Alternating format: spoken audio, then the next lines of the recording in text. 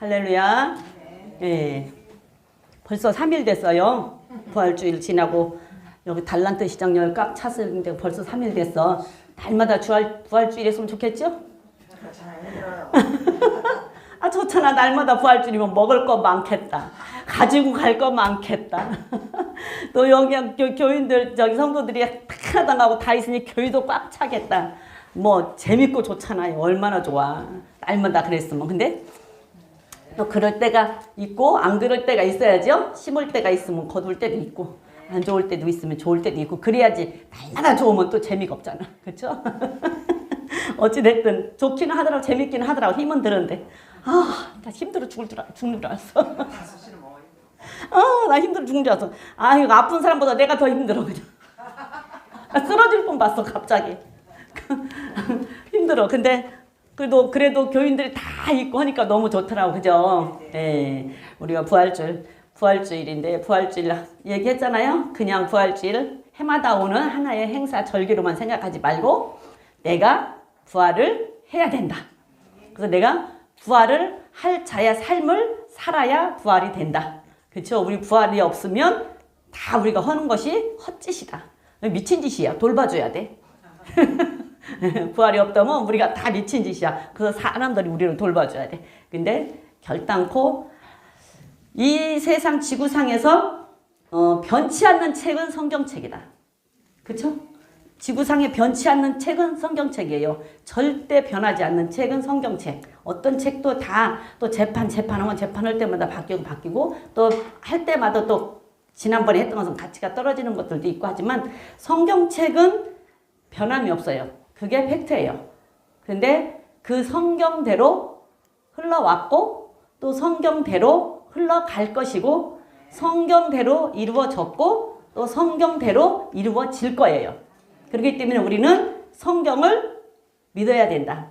어떤 경우에도 성경을 믿어야 된다. 성경 안에 영원한 생명이 얻는 길이 들어있다. 그렇죠? 네, 그래서 성경대로 우리는 해야 된다. 그래서 이 시간에도 하나님께서 우리에게 계명으로 주신 내 부모를 공경하라 하는 것이 땅의 계명, 첫 계명으로 우리에게 주신 그 계명을 또 우리가 지켜야 되니까 또 한번 살펴보자고요. 그래서 계명을 지켜야 되는데 땅의 계명으로 첫 계명 어떤 것에도 복을 말하지는 않았지만 그 첫 계명 내 부모를 공경하라는 계명 속에는 복이 들어있다. 그래서 하나님을 섬기는 것처럼 부모를 섬겨야 된다. 그러니까 하나님 다음으로 부모를 섬겨야 되지만 하나님 섬기는 것처럼 부모를 섬겨야 된다. 그래서 하나님을 섬긴다라고 하고 하나님을 공경한다, 부모를 공경한다 하는 마음에 섬긴다라는 휘파코, 순종한다라는 휘파코를 같은 단어를 썼다. 같은 단어를 썼을 때는 하나님과 같이 동격으로 부모를 이 땅에서는 섬겨야 된다는 얘기예요. 그래서 우리는 어떤 경우에도 부모를 섬겨야 된다. 그래서 지난 시간에 부모를 섬기는 자가 복을 받으면 그 복은 어떻게 한다고? 누릴 수 있는 복을 주어서 우리가 어떤 상황 속에서도 걱정, 근심하지 않고 누리고 그야말로 숲풀에서 누워서 잠을 자도 걱정할 일이 없어. 여러분 숲풀 속에 들어가 자면 잠잘 수 있어요? 뱀이 와서 달아들을까 무섭기도 하고 지금 해도 뭐 저기니까 뭐 진드기가 물려서 뭐 어떻게 될까 싶기도 하고 그렇죠? 그런데 그런 염려할 일이 없이 지켜주신다는 얘기예요. 걱정할 것이 없이 근심할 것이 없이 가장 평안한 삶을 살게 하고 장수하게 하신다라고 말씀을 드렸어요. 그래서 복을 받은 자들을 볼 때 셈과 야벳을 받고 이삭을 봤어요. 그렇죠? 셈과 야벳을 봤을 때 셈은 부모의 허물을 덮어줘서 부모를 멸시하지 않고 허물을 덮어줬기 때문에 지금까지도 셈과 함의 자손으로 인해서 이 세계는 다 흘러가고 있다. 라고 얘기를 했어요. 그래서 셈은 영성 문화를 창조했기 때문에 셈은 영적으로 모든 종교들이 셈의 자손에서 나와서 지금도 그렇게 흘러가고 있고 또 이스라엘 백성들은 야벳의 자손으로부터 이스라엘 백성들이 야벳의 자손으로 흘러서 아브라함이 탄생을 했고 이스라엘이 형성이 되어서 지금까지도 우리 성경 속에서 기록되는 그러한 이름으로 남아있다. 또 이삭은 그 죽는 가운데에서 하나님이 준비했다라는 그 말 때문에 그냥 부모가 죽일 때 그냥 부모에게 죽이는 것에 난 어떻게 순종했는지 난 도무지가 이해가 안 돼. 만약에 우리 이제 엄마 아버지가 없지만 우리 엄마 아버지가 나를 죽이려고 한다면 나 그거 할 수 있을까 나는. 근데 참 그게 어떻게 그렇게 할 수 있을까? 근데 아무리 봐도 하나님이 하셨다라고 하니까 이삭은 그걸 알았었지 않았을까? 하나님이 명하신 대로 순종하라. 그러니까 하나님이 하셨다고 하니까 그냥 죽음을 각오하고 죽을 작정을 하고 그냥 있을 때 그렇게까지 죽기까지 순종을 했을 때 거부가 되었다. 그래서 지금까지 이삭의 씨로 이스마엘도 아브라함의 자손이요. 이삭도 아브라함의 자손인데 하나님은 뭐라고 그랬어요? 이스마엘로 인해서가 아니라 이삭으로 인해서 이루어가겠다고 말씀드렸잖아요. 하나님의 뜻을 이삭으로 이루어가겠다. 그래서 이삭으로부터 모든 것이 지금 다 이루어져서 지금까지 오고 거부가 되고 우리에게 지금까지 주는 교훈으로 남아있다. 그런 것을 지난 시간에 말씀을 드렸고 이 시간에는 또 한번 보면은 또 부모에게 효도한 이방 사람이 있어요. 누구예요? 이방 사람. 이방 여인. 예? 네, 그쵸. 룻. 이방 여인이지만 부모에게 효도하고 그는 어땠어요? 예수님의 족보에 들어갔잖아요. 이방 사람일지라도. 그래서 한번 보면은 룻기 1장에서 가서 보면 룻기 1장을 가서 보면 이제 흉년이 들으니까 어디로 가요? 흉년이 들으니까 모압 지방으로 갔잖아요. 모압 지방으로 가서 거기에서 이방 여인을 취해서 두 아들을 결혼을 시켰어. 근데 이방 결혼 해래요? 하지 말래요? 하지 말라 그랬어요. 하나님께서는. 신명기에서 보면 이방 결혼 하지 말아라. 신명기 7장에서 보면 이방 결혼 하지 왜 하지 말라 그랬어요? 그쵸? 그들이 그냥 이방 결혼만 하면 상관이 없어. 그 여자 그 남자만 와서 결혼하면 상관이 없는데 거기에 있는 신이 같이 들어온단 말이에요. 그래서 같이 들어와서 그 사람이 그 남자가 그 여자가 맞으면 꼬셔가지고 이쪽으로 끌어들이면 좋은데 그쪽으로 끌려가서 그 신을 섬길까 싶으니까 이방 결혼을 하지 말라 그랬단 말이에요. 근데 이방 결혼해서 대표적으로 이방 결혼해서 실패한 사람 누구예요? 대표로 실패한 사람 왕. 그쵸? 솔로몬은 이방 결혼을 하지 말라고 했는데 이방 결혼을 한 게 문제가 아니고 7나라 여인하고 결혼을 했어. 7나라. 그러니까 7나라에서 최고 이쁜 사람만 골라왔을 거 아니에요. 그쵸? 7나라에서 최고 이쁜 사람만 골라왔는데 하나님은 하지 말라 그랬어.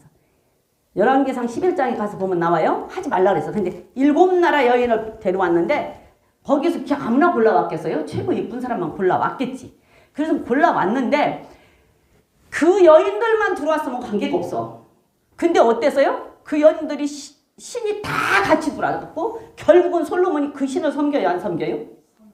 결론은 그 신을 섬겨서 실패를 하잖아요. 그래서 나라를 뺏기게 되잖아요. 그래서 나라를 뺏기고 하나님한테 버림을 받게 되는데 나중에는 회개하고 다 돌이키고 다시 아가서도 써고 했지만 어찌됐든 중간에는 그런 일이 있다 그 말이에요. 그래서 다른 나라 신을 섬길 수 있는 사람이기 때문에 그렇게 하지 말아라 그랬는데 대표적으로 실패한 게 솔로몬.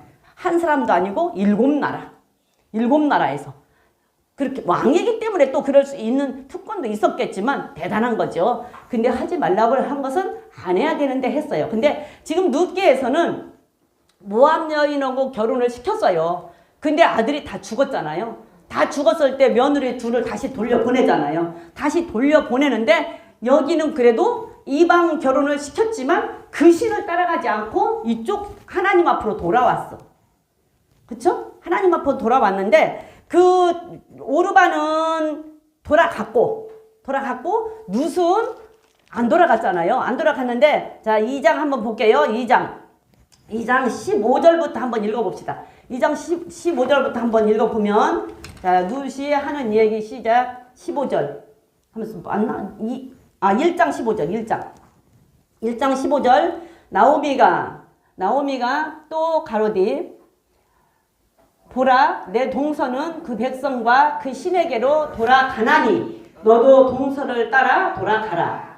룻이 가로되 나로 어머니를 떠나며 어머니를 따르지 말고 돌아가라 강권하지 마옵소서. 어머니께서 가시는 곳에 나도 가고 어머니께서 유숙하시는 곳에 나도 유숙하겠나이다. 어머니의 백성이 나의 백성이 되고 어머니의 하나님이 나의 하나님이 되시리라. 오르반은 떠나갔는데 15절에 보니까 뭐라 그래요? 너의 동서는 떠나갔는데 너의 그 동서는 자기 부모와 자기 신에게로 갔다 그랬어요. 그렇죠? 그 백성과 그러니까 네 동서는 지 백성과 그 나라와 그 나라 신에게로 돌아갔다라는 얘기예요. 그러니까 다시 하나님을 몰고 돌아갔는데 룻은 하나님을 알고 하나님 앞으로 돌아왔어요. 그러니까서는 어머니의 백성이 어머니가 섬기는 그 신 하나님은 내가 섬기는 나의 하나님도 되고 어머니가 그 가서 같이 어울리고 사는 그 나라 백성이 나의 백성도 되겠다. 그러니까 여기는 룻은 하나님을 알고 하나님께로 돌아왔어요. 이사야 56장에서 뭐라 그랬어요? 56장에서 보면 이방인일지라도, 그렇죠? 이방인일지라도 이사야 56장 6절 7절을 보면 이방인일지라도 안식일을 지키고 하나님을 섬기면 어떻게 한다겠어요? 그를 나의 성산으로 인도하여 기도하는 내 집에서 그를 기쁘게 할 것이라 그랬어요. 기쁘게 할 것이라 그랬어. 하나님의 성산에서 하나님의 집에서 이방인일지라도 안식일 지키고 하나님을 섬기면 이방인일지라도 내가 그를 기쁘게 할 것이고 그가 드리는 제사를 내가 받게 되느니 내 집은 만민이 기도하는 집이라는 게 그가 드리는 제사를 하나님이 받는다고 한다는 것은 서로 어쩐다는 얘기예요? 교통을 하고 서로 화목하고 소통을 한다는 얘기잖아요. 그러니까 이방인일지라도 그러니까서는 룻은 이방 여인이었지만 시어머니가 섬기는 그 하나님을 자기도 섬기는 하나님을 알고 하나님 앞에 돌아온 룻이었어요. 그래서 안 가겠다. 그러면서 하는 말이 자 뭐라 그래요? 17절에 어머니께서 죽으시는 아니 룻기 1장 17절입니다. 어머니께서 죽으시는 곳에서 나도 죽어 거기 장사될 것이라. 만일 내가 죽는 일 위에 어머니와 떠나면 여호와께서 내게 벌을 내리시고 더 내리시기를 원하나이다 그랬어요. 그러니까 어머니가 죽는 거 내가 죽거나 어머니가 죽거나 그렇죠? 내가 죽거나 어머니가 죽거나 둘 중에 하나 죽는 것 위에 어머니를 버리고 떠난다면 어머니가 섬기는 그 하나님이 나에게 벌을 내리고 또 내리기를 원한다 그 말이에요. 무슨 말이에요? 좋을 때는 다 좋아요. 그쵸? 좋을 때는 다 좋아. 어떤 경우에도 좋을 때는 좋습니다. 근데 안 좋을 때는 좋아요? 안 좋아. 근데 안 좋을 때 내 편인 사람이 진짜 내 편이지요. 그쵸? 친구도 몰라요. 친구도 좋을 때는 진짜 그 사람이 내 친구인 줄 알았는데 어려움에 처해 있으면 그게 진짜 친구인지 친구가 아닌지를 알 수가 있어요. 내가 돈이 많고 내가 잘 나가고 내가 좋을 때는 친구가 많이 생기고 따라와요. 그쵸? 근데 내가 어렵고 정말 내가 망해서 어렵고 정말 밑바닥에 있을 때는 그렇게 나를 좋다고 따라다니는 사람들을 다 떠나고 그럼에도 불구하고 그 중에서도 좋을 때 별로 생각지도 안 했던 사람이 오히려 나를 돕고 밥 한 그릇이라도 사주고 쌀 한 개라도 갖다 주고 한번 찾아와 보기라도 하는 친구가 있다 그 말이에요. 그러니까 어려움이 당해보면 누가 내 편인지 누가 내 친구인지를 알 수가 있어요. 그쵸? 누가 내 친구인지. 그러니까 내가 좋을 때 친구는 다 친구가 아니라니까. 근데 내가 그렇게 있다가 내가 다시 좋아지면 떠났던 친구들이 다시 또 돌아와요. 그게 사람이야. 여기도 두 동서가 있어서 오르바가 있고 룻이 있었는데 나에게 유익했던 남편이라고 하는 존재가 있을 때는 어머니를 섬겼어요. 그렇죠? 나에게 유익한, 나에게 필요한 남편이라고 하는 존재가 있을 때는 어머니를 섬겼는데 나에게 필요한 존재가 없어졌을 때는 한 사람은 떠났고 한 사람은 어머니를 따랐어요. 누가 진짜 내 가족이에요? 어머니를 따른 사람이 내 가족이야. 그러니까 죽는 거 외에는 내가 어머니를 떠나지 않겠다. 죽는 거 위에 내가 떠나면 하나님이 나에게 벌을 내시기 하나님 앞에 내가 맹세하고 하나님 앞에 다짐을 하는 거예요. 그랬을 때 어떻게 됐어요? 그랬을 때 그 이방 여인일지라도 4장으로 가서 보면 이방 여인일지라도 이제 누기는 다 알으니까 여러분들 읽어보면 다 이해가 되잖아요. 이방 여인일지라도 어떻게 됐어요? 13절 한번 봅니다. 4장 13절. 이에 보아스가 룻을 취하여 아내를 삼고 그와 동침하였더니 여호와께서 그로 잉태케 하심으로 그 아들을 낳은지라. 여인들이 나오미에게 이르되 찬송할지로다. 여호와께서 오늘날 내게 기업 물을 자가 없게 아니하셨도다. 이 아이의 이름이 이스라엘 중에 유명하게 되기를 원하노라. 이는 내 생명이 회복자며 내 노년의 봉양자라. 곧 너를 사랑하며 7 아들보다 귀한 자부가 낳은 자로다. 나오미가 아기를 취하여 품에 품고 그의 양육자가 되나니 그 이웃 여인들이 그에게 이름을 주되 나오미가 아들을 낳았다 하여 그 이름을 오벳이라 하였는데 그는 다윗의 아비인 이새였더라. 자, 예수님이 누구의 혈통으로 왔어요? 그쵸? 아브라함과 다윗의 자손 예수 그리스도. 근데 이방 여인일지라도 나에게 필요한 존재인 남편이 없어도 이 시어머니를 끝까지 봉양하고 섬기면서 뭐래요? 하나님께서 내게 벌을 내리기를 원한다. 내가 죽는 것 위에 엄마를 떠나면. 이방 여인일지라도 이렇게 하나님의 계명을 지키고 안식일을 지키고 하나님의 계명을 지키고 하나님의 말씀에 순종을 하면 이렇게 복을 받아서 누구요? 이방 여인인데 누구보다도 기쁨을 누릴 수 있는 예수님의 족보에 들어갔다 그 말이에요. 예수님의 족보에. 이방 여인인데. 그러니까 이방 여인이어도 상관이 없어. 하나님을 누가 잘 섬기고 그 말씀대로 누가 순종을 하느냐가 문제인 거예요. 내가 어떻게 하나님을 순종하고 어떻게 하나님 말씀 앞에 순종하고 어떻게 하나님의 계명을 지키느냐가 관건이라니까. 그것이지 이방 여인이라고 해서 복을 못 받고 그 다음에 선한 선민 이스라엘 백성이라고 해서 복을 받는 게 아니라고 말이에요. 다시 말하면 우리가 하나님을 섬긴다고 섬길 때 이스라엘 백성들은 그렇대요. 어디를 가도 다시 돌아온다는 게 목적이래. 어디를 가도 다시 돌아온다는 게 목적. 그래서 이스라엘 백성들은 지금도 다른 데로 이렇게 가거나 하면은 그 자기 나라 하나님이 주신 땅이라고 해가지고 하나님이 주신 땅이라 하나님이 주신 흙이라 해갖고 그 흙을 싸가지고 다닌대요. 그래서 흙을 싸가지고 다니고 흙을 놓고 냄새를 맡고 흙을 놓고 기도를 한대. 왜? 다시 하나님이 주신 땅으로 나는 돌아가리라. 이스라엘 백성들은 그렇대요. 그러니까 다시 하나님 주신 땅으로 돌아간다라는 거. 항상 어디를 가도 다시 돌아온다. 어디를 가도 다시 나는 그 나라로 돌아간다. 하나님의 주신 땅으로 돌아간다. 하나님이 주신 곳으로 돌아간다. 우리들이 여기에서 얻는 교훈은 우리가 어디를 가든 무엇을 하든 혹시 우리가 바깥으로 나갔다 할지라도 우리는 다시 하나님의 말씀이 있는 곳으로 돌아와야 되고 하나님의 말씀 앞으로 돌아와야 되고 하나님 앞으로 돌아와야 복을 받아요.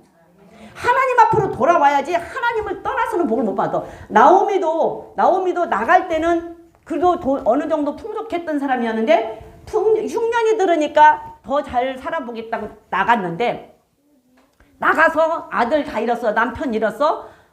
며느리 얻었다가 며느리도 다 떠났어. 물론 하나는 안 떠났지만 그렇게 하고 어떻게 갈 때 올 때 없으니 다시 하나님 주신 그 땅으로 자기 고향 자기 백성이 있는 곳으로 하나님을 섬길 수 있는 곳으로 다시 돌아왔다 그 말이에요. 다시 돌아오니까 복을 받은 거야. 다시 돌아오니까. 그래서 우리도 어떤 상황 속에서도 우리가 잠깐 또 이렇게 한눈을 팔을 수도 있지만 어떤 상황 속에서도 마지막 결론은 돌아와야 된다. 어디로? 말씀으로. 어디로? 하나님 계신 곳으로. 어디로? 하나님 말씀 있는 곳으로. 하나님께서 오라고 하는 곳으로 돌아와야지 복을 받지. 하나님을 떠나서는 절대적으로 우리는 복을 받을 수가 없어요. 이방인일지라도 하나님께서 말씀하신 이사야 56장에서 말씀하신 것처럼 이방인일지라도 네가 안식을 지키고 내 계명을 지키면 내가 너를 나의 성산 그러니까 하나님의 집에서 내가 너를 기쁘게 할 것이다 그랬잖아요. 누구보다도 기쁘게 할 것이다. 그런데 이방인인 대표로 그 말씀대로 이방인이었던 룻이 하나님의 말씀대로 하나님의 계명을 지키고 하나님의 계명을 지키고 살았던 누시 이방인일지라도 하나님 앞에 복을 받았는데 어떻게 복을 받았어요? 누구보다도 더 큰 복을 받았잖아요. 그래서 예수님의 족보에 들어가는 그런 축복을 받았어요. 그래서 부모는 하나님처럼 섬겨야 된다. 하나님처럼. 그게 공경해야 돼요. 싫어도 해야 돼. 그냥 해야 돼. 싫어도. 왜? 하라고 했으니까. 그게 부모, 그게 계명이에요. 그래서 계명이에요. 그래서 얼마나 중요하면 율법으로 10계명으로 묶어놨겠어요.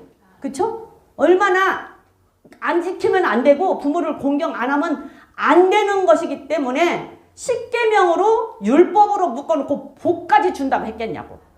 장수까지 준다고 했겠냐고. 그래서 부모는 섬겨야 돼요. 부모를 안 섬기고 부모를 멸시하면 저주받아요. 저주받으면 어떻게 돼? 함과 같이 돼요. 어떻게 돼요? 엘리 제사장의 아들들 같이 돼요. 저주받으면. 무서운 얘기예요. 그래서 룻이 이방이지만 그렇게 부모를 섬기고 효도하고 다시 하나님의 백성이 있는 곳으로 하나님의 백성, 하나님의 그 말씀 안으로 하나님의 계신 그 땅으로 돌아왔을 때 그러한 복을 받았다. 그 다음에는 또 요셉이 있어요. 요셉을 보면 요셉은 이제 47장으로 가볼게요. 창세기 47장 12절에 한번 가보면 창세기 47장 12절에서 가서 보면 이제 요셉에 대해서 우리는 다 아니까 이러고 저러고 뭐 이짜고 저짜고 해가지고 이런저런 일이 많이 있죠. 37장에서부터 요셉이 시작이 되는데 37장에서 요셉이 17살 먹었을 때 형들이 있는 세겜 땅으로 가죠. 형들이 있는 세겜 땅으로 가. 형들이 거기서 또 양을 치우니까 그리 갔잖아요. 그리 갔는데 하나님의 계획은 요셉을 총리를 만들기 위한 계획 속에서 모든 것이 다 일사천리로 이루어지잖아요. 근데 우리는 알잖아. 왜? 여기서 봐서 배웠으니까. 근데 그 당시에 겪는 요셉은 어땠을까요? 죽을 맛이지. 근데 그것을 이기고 통과하고 그 마음이 하나님에게서 떠나지 않고 있었다라는 것이 과연 어떻게 우리는 할 수 있을까? 조금만 잘 나가다 조금만 저기해도 왜 나한테 이런 일이 생기냐고 난리인데. 근데 요셉은 그 마음이 한 번도 하나님께서 흐트러지지가 않았다는 얘기예요.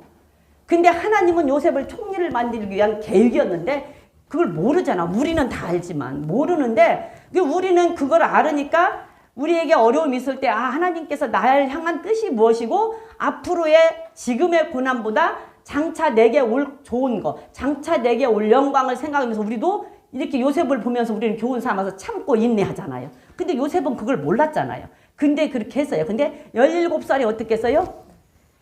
17살. 그때 당시 17살이면 좀 철 들었을래나? 지금하고는 좀 다르니까. 하기는 우리 때도 내가 17살, 내가 20살 그때쯤 되면 나 막 어른인 줄 알았거든. 근데 지금 20살짜리 보면 애기잖아. 아주 애기야. 근데 그때 나는 막 굉장히 어른이어서 막 다 하는 줄 알았어. 근데 또 그렇게 했어요. 모든 것을 또 막 다 했어. 책임도 져야 되고 내가 하기도 해야 되고 막 살림도 해야 되고 막 이랬으니까 그렇게 했는데 그때 17살이면 어땠을까? 그것은 모르겠지만 어찌됐든 요셉은 그 형들한테 갔을 때 거기에서 형들이 팔아먹고 죽이려고 구덩이에다 넣다가 꺼내서 팔아먹어서 또 가서 또 누명 쓰고 또 가서 또 누명 쓰고 이런 식으로 이제 하잖아요. 그럼 얼마나 생각을 해보세요. 얼마나 그동안에는 채색 옷을 입고 아버지의 사랑을 받고 살다가 갑자기 그런 상황이 겪어졌을 때 얼마나 힘들고 어려웠겠어요. 그런데 이제 이런저런 사건을 다 거쳐서 이제 47장 12절에 오면은 아버지 형들을 다 한 자리에서 만나잖아요. 그죠? 한 자리에서 만나. 자, 한번 읽어볼게요. 시작. 자, 12절 봅니다. 시작. 또 그 아비와 형들과 아비의 온 집에 그 식구를 따라 식물을 주어 공개하였더라. 그랬어요. 이제 이런저런 일로 인해서 이제 아버지까지 다 애굽으로 불러들였잖아요. 그래서 다 거기서 한 자리에서 만났잖아요. 그러면은 요셉은 그때 총리가 돼서 얼마든지 나는 새도 떨어뜨리는 권세를 가지고 있었어. 그 왕이 자기 왕자리만 빼놓고 전부 다 요셉한테 다 정권을 한 거잖아요. 그러니까 나는 새도 떨어뜨릴 수가 있는데 이 형들은 아버지는 그런다고 쳐. 아버지니까. 아버지는 내 아버지니까 그런다고 치는데 이 형들은 내 친 핏줄도 아니야. 그러니까 얼마나 밉겠어요. 안 미울까? 밉죠. 다 맞으면 큰엄마 작은엄마 서모들 자식이야. 그렇잖아요. 거기에서 그 누구지? 베냐민 하나만 내 동생이야. 그쵸? 그리고 나머지는 다 서모들 자식이야. 큰엄마 작은엄마 서모들 자식이라고. 그런데 그 형들이 어떻게 해서 나를 죽이려고 했단 말이에요. 그럼 이쁘겠어요? 안 이뻐. 그게 이쁘다고 하면은 사람이 아니야. 근데 어찌 요셉은 그 형들까지 아버지를 모셔서 그 형들까지 복식을 주고 공개를 했대요. 공개를 했대. 그러면 그 요셉의 아버지가 지금 요셉을 만났는데 요셉을 만나서 너무 좋고 좋은데 만약에 요셉이 복수를 했다고 쳐봅시다. 복수를 해서 이 형들은 갖다 가두고 아버지만 공개를 한다고 해봐. 그러면 아버지가 좋을까? 아버지 마음이 편할까요? 응? 아버지 마음이 편할까? 아버지 마음이 굉장히 힘들 거예요.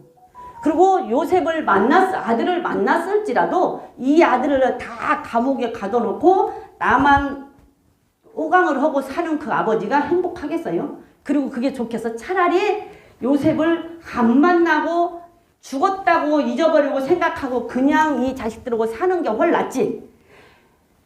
살아서 요셉을 만나서 그 아들을 그렇게 사랑했던 아들 죽은 줄 아는데 그 아들을 만났는데 그 아들은 여기에 있어가지고 이 형들을 싹 다 그냥 죽이고 갖다 가두고 나만 아버지만. 근데 그렇지 않았다라는 게 관건이에요. 그렇지 않았다라는 게. 우리 시편 133편에서 보면 그런 말 있잖아요. 형제가 연합하여 동거함이 어찌 그리 선하고 아름다운고 그러잖아요. 그러니까 형제간에 서로 연합하고 동거하고 우애하는 것이 아름답다라고 얘기를 해. 그렇죠? 그러니까 형제간에 우애하고 동거하고 하는 것이 아름답다고 얘기해요. 하나님도 형제간에 우애하고 서로 연합하고 서로 동거하고 서로 돕고 서로 사랑하는 것이 아름답다라고 할 때 육신의 부모도 내 자녀가 자손들끼리 우애하고 서로 사랑하고 연합하고 할 때 부모의 마음이 편하고 행복한 거예요. 그렇죠? 어떤 놈이 좀 잘 살고 어떤 놈이 좀 못 살면 잘 사는 놈이 좀 못 사는 놈 돕고 또 같이 비등비등 살면 서로 도와가면서 어려운 일 있을 때는 서로 돕고 서로 도와가면서 우애하고 그렇게 살고 하는 것을 할 때 부모가 행복하지. 자녀들끼리 부모가 찢고 싸우고 안 보고 안 오고 안 가고 너 왔으니까 오늘은 내가 안 가. 내일 네가 오면 오늘은 내가 안 가. 이러고 하면 그 부모가 이 자식을 만난 들 편하겠어요. 저 자식을 만난 들 편하겠어요. 그렇죠? 그런데 요셉은 그렇지를 않았다는 얘기야. 그렇지를 않고 그 형들을 다 아버지와 같이 공개했다는 얘기야. 그때 아버지의 마음이 어떨 것 같아요? 너무 요셉을 만난 게 너무 좋고 좋은 것도 좋은 것인데 그나마 여기에 있으니까 더 좋고 그 여기에 있어갖고 가서 보니까 풍족하게 막 더 좋은 것을 해주니까 더 좋고 그런데다가 형들이 나중에 알고 보니까 이걸 팔아먹어갖고 죽이려고 했다 팔아먹어서 여기까지 왔네. 근데 그 형들을 복수하지 않고 복수할 수 있는 자리에 있지만 복수하지 않고 그 형들을 감싸고 할 때 그 아버지의 마음이 어땠겠냐고. 그 아버지의 마음이 너무 편하고 행복했을 거 아니에요. 그래서 욥은 그 위치에 있을지라도 그 높은 자리에 있을지라도 원망 없이 불평 없이 그렇게 아버지를 공개하고 사랑했더라. 그렇죠? 그러면서 이렇게 만나가지고 어때요? 47장 27절 31절을 보면 야곱이 나중에 요셉에게 또다시 부탁을 하잖아요. 나 죽거들랑 어떻게 하라고? 한번 읽어볼게요. 시작. 이스라엘 족속이 애굽 고센 땅에 거하며 거기서 산업을 얻고 생육하며 번성하였더라. 야곱이 애굽 땅에 17년을 거하였으니 그의 수가 147세라. 이스라엘의 죽을 기한이 가까움에 그가 그 아들 요셉을 불러 그에게 이르되 이제 내가 내게 은혜를 입었거든 청하노니 내 손을 내 환도뼈 아래 넣어서 나를 인애와 성심으로 대접하여 애굽에 장사하지 않기를 맹세하고 내가 조상들과 함께 눕거든 너는 나를 애굽에서 메어다가 선영에 장사하라. 요셉이 가로되 내가 아버지의 말씀대로 행하리이다. 그래서 마지막 죽을 때 유언으로 나를 애굽에다 묻지 말고 이스라엘 땅 가나안 땅으로 옮겨달라고 얘기를 했을 때 그것까지도 요셉은 다 순종을 했어요. 그게 말로만 순종한 게 아니야. 이렇게 쭉 보면은 했는데 나중에 가서 했어요, 안 했어요?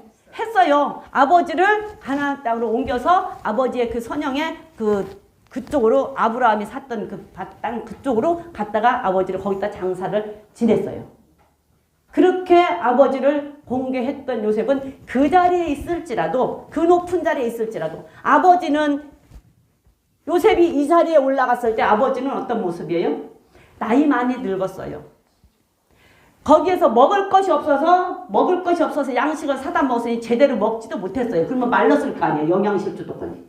그래서 아버지가 요셉이 앞에 왔을 때는 형들이 요셉이 앞에 왔을 때는 아주 그냥 상상을 해보면 아주 영양분이 충분해서 막 활력이 넘치는 게 아니라 좀 기력도 떨어지고 기력도 없고 하는 그런 모습이 아니었을까. 그럴 때 그 아버지의 모습은 얼마나 초라하고 초췌했겠어요. 그럼에도 그 아버지 내 아버지이기 때문에 그 아버지를 그렇게 공경했다고 말해요. 내 부모가 조금 나보다 옛날에는 부모들이 많이 못 가르쳤잖아요. 그러니까 다 나보다 무식해.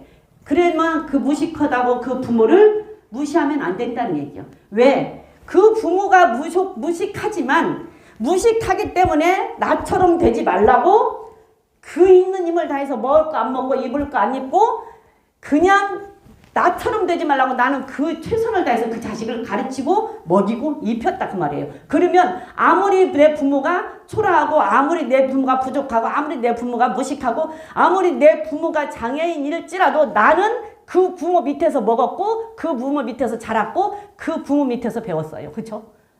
그렇기 때문에 다른 사람들은 그 부모를 손가락질을 하고 돌팔매질을 한다 할지라도 어떤 사람이 누구가 돌팔매질을 한다 나는 그 부모의 돌팔매를 막아주는 사람이 돼야 된다 그 말이에요. 나는 그래야 된다. 근데 요셉은 거기에서 올 때 요셉이 여기에 없었다고 한다면 그들이 여기 와서 어떤 사람이 됐겠습니까? 애굽으로 왔을 때 아무리 곡식이 풍부하다 할지라도 요셉이 없었다면 어떤 사람이 됐겠냐고. 야곱과 형들은 무시당하고 멸시당하고 정말로 이방 사람이고 애굽 사람이 아니잖아. 다른 나라 사람이잖아. 그런데 요셉이 있었기 때문에 요셉이 그걸 다 막아줄 수 있는 사람이 됐잖아요. 그 모습에서 우리는 부모를 존경해야 돼요. 부모의 말에는 순종을 해야 돼. 하나님처럼 순종을 해야 돼요.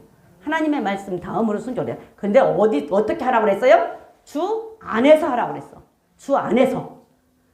하나님과 동격으로 공경을 하고 순종을 하되 조건은 주 안에서. 그래서 주님의 하나님의 뜻과 어긋나는 것은 안 해도 된다라고 말씀을 드렸어요. 분명한 것은. 그래서 그렇게 해야 된다는 얘기예요. 그렇죠? 그래서 지혜 있는 자식이 부모를 즐겁게 하고 지혜 있는 자식이 있을 때 그 부모는 할 말이 있다라고 얘기를 해요. 그리고 부모를 공경하는 것이 지혜라고 얘기를 합니다. 잠언 23장 한번 볼까요? 잠언 23장 22절부터 25절까지 봅니다. 잠언 23장 22절부터 25절까지 한번 보면 읽어보세요.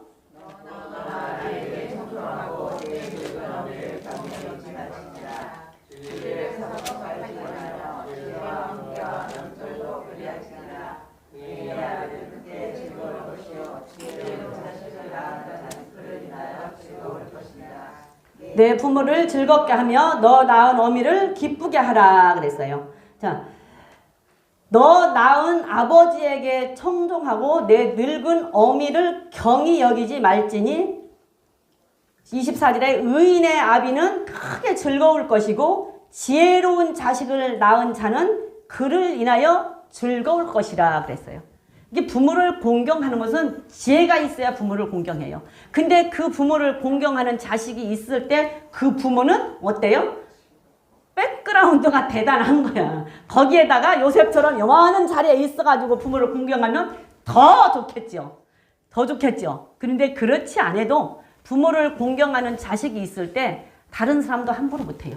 우리 옛날에 속되면 그런 말 있어요. 집에서 기르는 개도 전우목에 하면 다른 사람들도 전우목에 그런다고 했어요. 근데 집에서 기르는 강아지도 내 강아지 하면 다른 사람들도 내 강아지 한대요. 그게 집에서 기르는 개도 내가 발로 차면 남들도 찬다니까. 근데 내가 발로 안 차면 남들이 못 차. 지금 어때요? 지금 어때? 개 기르는데 큰일 나죠. 저 개도 다 이름이 있어. 근데 모르고 뭐 저기 했다고 저 개새끼 거친다고 그러면 그걸로 큰일 나. 싸워. 개새끼라고 했다고. 아, 근데 개새끼를 개새끼라고 하지 뭐라고 그래요. 근데 개새끼라고 했다고 싸워요. 그런데 나 그 개를 집에서 이쁘게 길라고 막 끌어안고 막 이러고 다니니까 누가 함부로 저 개새끼 이 소리 못 하잖아요. 안 하잖아요. 누가 편한 사람 있어요? 안 해. 안 하고 다 만나면 아이고 이쁘다. 뭐 몇 살 먹었어요? 뭐 어쨌어요? 이러고 막 묻더라고. 개를 기르는 사람들은 그러대. 가만히 보면은 예쁘게 막 그래서 그러면 아이고 예쁘다. 몇 살 먹었어요? 몇 살이에요? 막 이러고 물어봐. 그러고서는 막 예쁘다 그래. 그런 것처럼 우리 속담에 그런 것처럼 집에서 기르는 개도 내가 이쁘다 해야 남들도 이쁘다 하는 거예요. 근데 내가 발로 차면 남들도 찬다니까. 하물며 내 부모를 공경하는 자식들이 있으면 다른 사람들이 절대 함부로 못해요. 그렇죠? 내 부모를 내가 소중하게 여기고 공경하면 다른 사람들도 함부로 못해. 근데 내가 무시하면 다른 사람들 무시하는 것은 당연한 거죠. 다른 사람들 무시한 건 그리고 지혜가 있어야 부모를 공경해. 부모를 공경하는 것은 지혜롭다라고 얘기를 하는 거예요. 지혜롭다서 크게 즐거움을 얻을 것이요 지혜로운 자식을 낳은 자는 그를 인하여 그 자식으로 인하여 즐거울 것이다.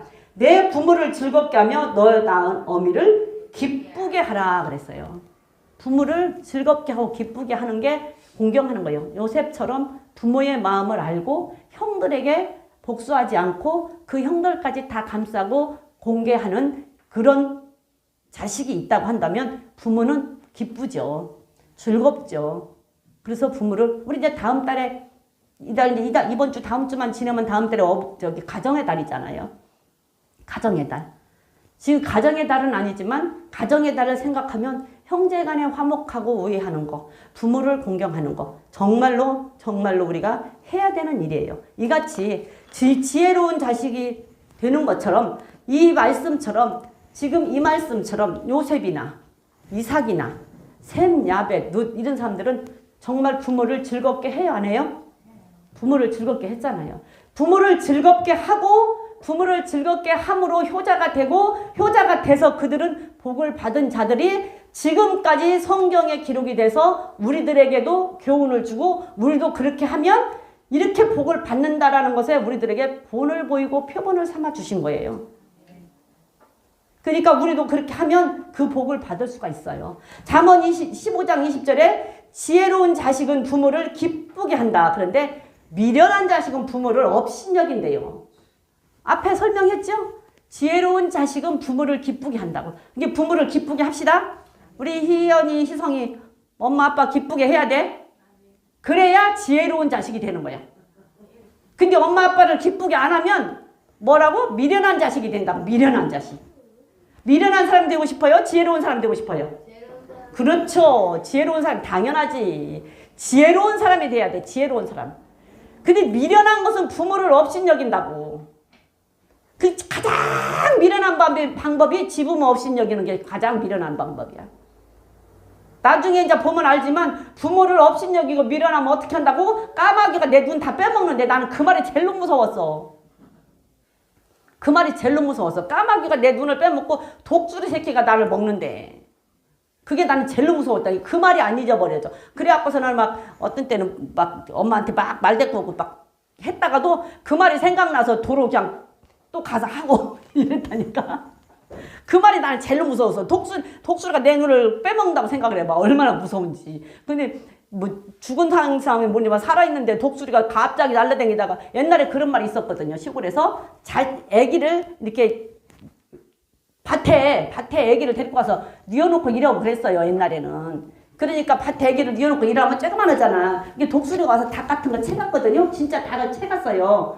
닭이 이렇게 돌아다니잖아. 그러면 독수리가 와서 닭을 채갔다고. 그래서 막 독수리가 날라다니면 막 저기 닭을 막 가두고 이랬다고. 그런데 그런 것처럼 애기를 그런 걸 내가 보지는 않았지만 이 얘기는 들었어. 애기를 밭에다 이렇게 뉘어놓고 일을 하면 갓난 애기 때 뉘어놓고 일하면 독수리가 와서 그 애기를 채갔대.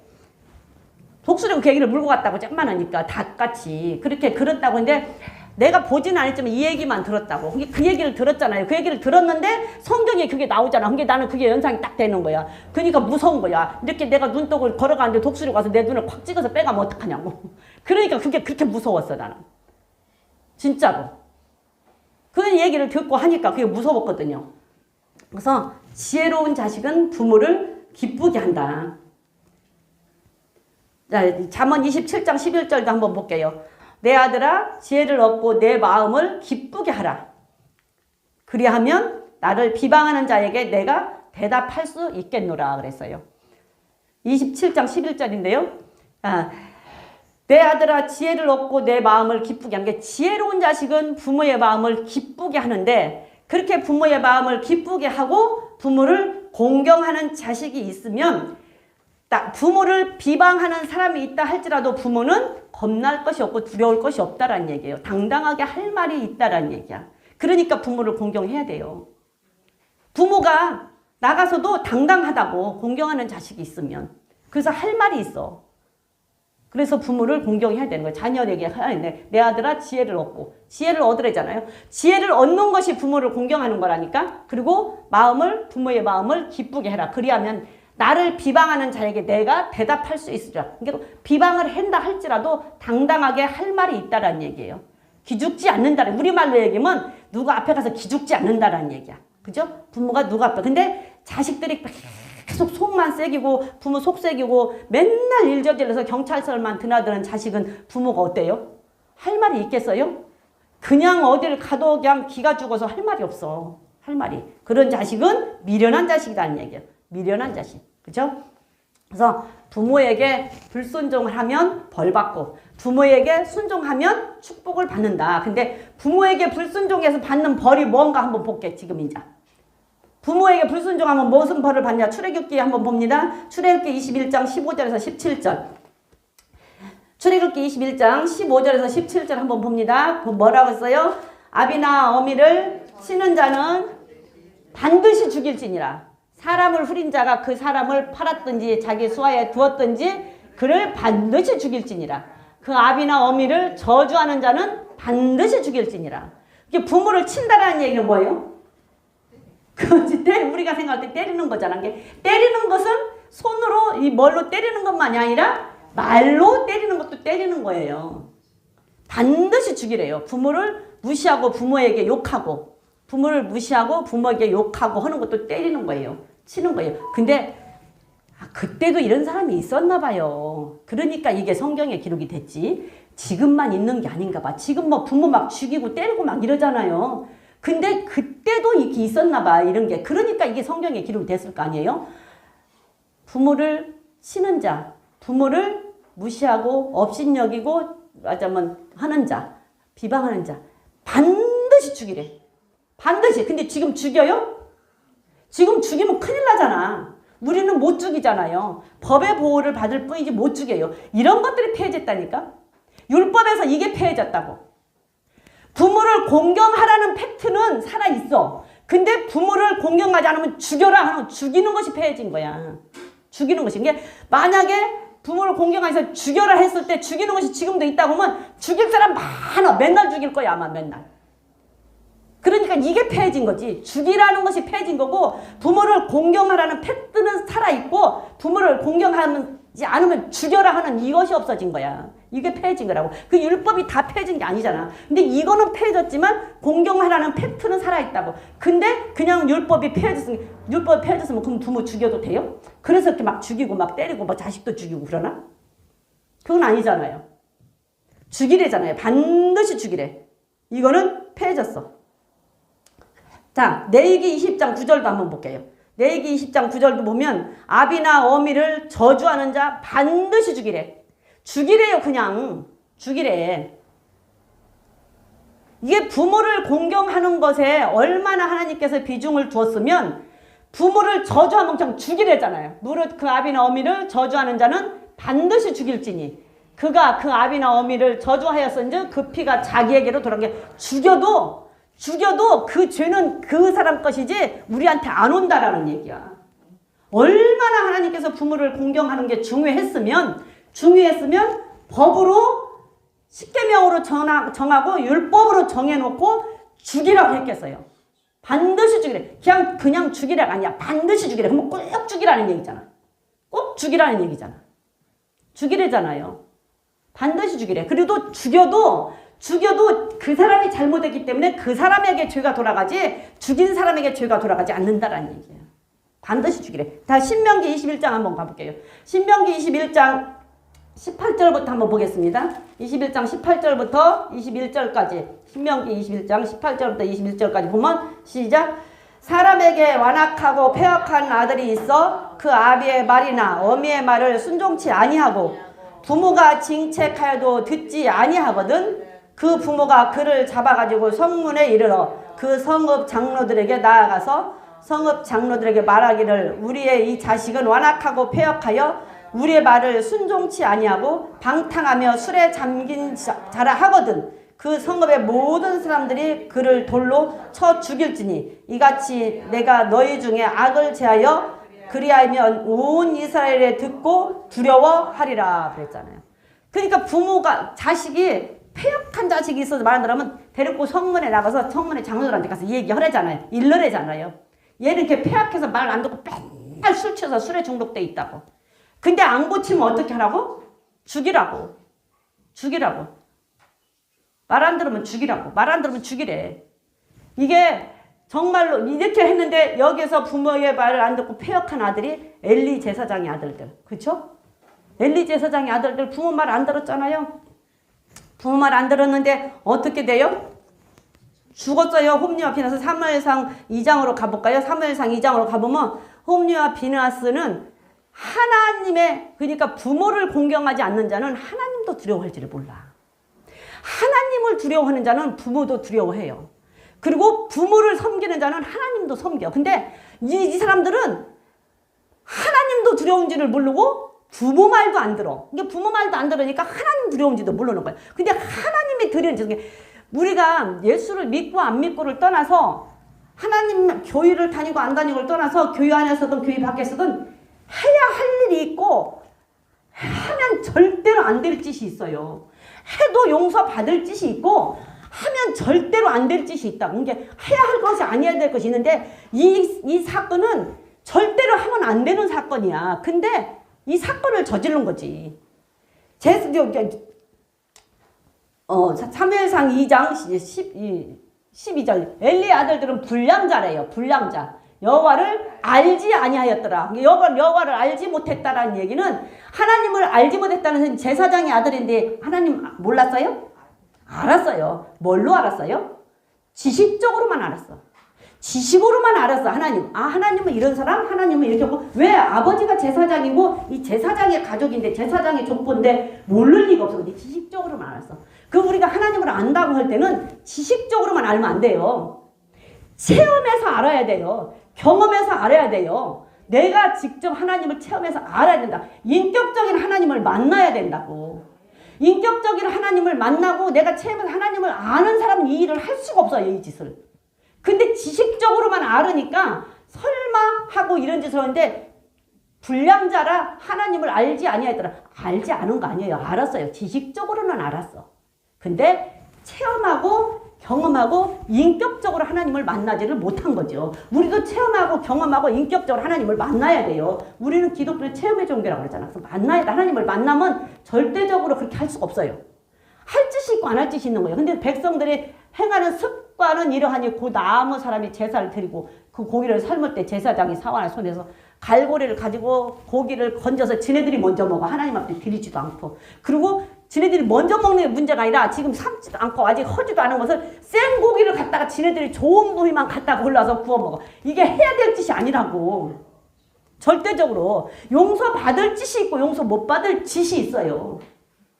우리가 예수를 믿어도 하나님 앞에 용서받을 짓이 있고 용서를 못 받을 짓이 있어서 절대적으로 안 해야 될 짓이 있고 해도 용서받을 짓이 있는데 이거는 그냥 하나님 앞에 지금 제사 드리는 거야. 제사 드리는 건데 그냥 익지도 않은 거 건져다 먹기도 하지 뭐 그것도 그만두고 그냥 생고기도 갖다 지네들이 좋은 부위만 다 골라다가 지네들이 다 먼저 먹어. 그러니 어떻게 해요? 그러니까 하나님께서는 18절 26절에 보니까 하나님께서는 죽이기로 작정을 해버린 거야. 죽이기로 작정을 했어요. 죽이기로 작정을 해서 죽이려고 했어. 그래서 이들은 어떻게 했냐면 하나님 앞에 처음에 제사 드리는 음식 지네들이 먹어버렸어. 지네들이 다 갖다 먹었어. 생고기도 갖다 지네들 맘대로 퍼먹었어. 하나님 건데 지가 먹었어. 재물을 함부로 자기들 맘대로 썼어요. 또 두 번째는 뭐예요? 회막문에서 수종드는 여인들을 간음했어요. 간음하지 말라고 그랬는데 제사장의 자녀면 잘 제사장질을 이어가면 그 다음에 그 아들들도 제사장이 되잖아요. 근데 그 사람들이 간음했다니까. 회막에서 성전에서 안내 쓰는 사람들을 간음했어. 말을 하자면 쉽게 말하면 성전에 안내 쓰는 사람들을 안내자들은 그 문 앞에 안내 쓰고 수종 들고 하는 사람들은 그래도 어디를 가든지 그래도 또 옷도 이쁘게 입고 다 이쁜 사람들일 거 아니에요. 어디를 가든지 안내 쓰는 사람들은 옷도 이쁘게 입잖아. 어디를 가든지 이쁘게 입고 앞에서 나와서 저기 하는 사람들은 옷을 이쁘게 입고 화장도 이쁘게 하잖아. 그러니까 안내 쓰는 사람들을 간음을 한 거야. 이 사람들 대다가 동침을 했다잖아요. 그러니 이 죄를 용서받을 수가 있겠냐고. 그게 용서 못 받는 게 하나님이 그냥 죽이기로 작정을 했어요. 근데 엘리 제사장이 늙었어. 그래서 자녀들은 어렸을 때부터 가르쳐야 돼요. 3살 때까지 들어온 정보가, 3살 때까지 들어온 지식이, 3살 때까지 들어온 인격이 그 이후에 배우는 어떤 지식도 그 3살 때까지 들어온 그 지식과 인격을 벗겨내지를 못한대요. 그게 우리나라 3살벌을 8까지 간다는 말이 과학적으로 증명이 됐대. 과학적으로 3살벌을 8까지 간다는 말이 과학적으로 증명이 됐어요. 증명이 됐대. 그래서 3살까지 들어온 인격, 형성된 인격, 3살까지 들어온 지식, 3살까지 들어온 정보가 그 이후에 어떤 교육을 시켜도 그걸 벗겨내지를 못한대. 그러니까 이들도 어렸을 때부터 정말로 할 거 안 할 것을 엘리 제사장이 제대로 가르치지를 안 했나 봐. 그러니까 그 커가지고 아버지가 늙으니까 아버지 말 안 듣고 지들 말대로 하나님을 알지 못하고 하나님 것을 함부로 쓰고 하나님 그 성전에서 수종드는 그 여인들을 간음을 하는 이런 죄를 졌는데 살 수 있겠냐고. 못 살아. 그러니까 죽이기로 작정했잖아요. 그래서 죽였는데 어떻게 죽어요? 결국 죽어요? 안 죽어요? 죽어요. 결국은 죽어. 4장 11절에서 블레셋 사람들과 전쟁할 때 어떻게 돼?